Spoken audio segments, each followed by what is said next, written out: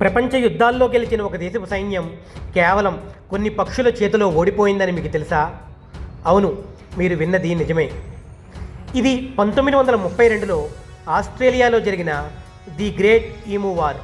అప్పట్లో వేల సంఖ్యలో ఈమూ పక్షులు పంట పొలాలను నాశనం చేస్తుంటే ఆస్ట్రేలియా ప్రభుత్వం వాటిని అడ్డుకోవడానికి ఏకంగా మిషన్ గన్నులతో సైన్యాన్ని పంపింది. సైనికులు వేల రౌండ్ల కాల్పులు జరిపారు. కానీ ఆశ్చర్యకరంగా ఈమూ పక్షులు చాలా తెలివిగా చిన్న చిన్న గ్రూపులుగా విడిపోయి తప్పించుకున్నాయి.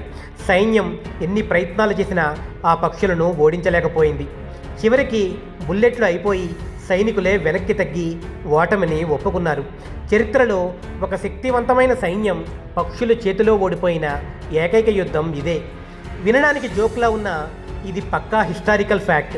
ఇలాంటి మరెన్నో క్రేజీ విషయాల కోసం ఇప్పుడే ధన్వీస్ బ్లాగ్ని సబ్స్క్రైబ్ చేసుకోండి.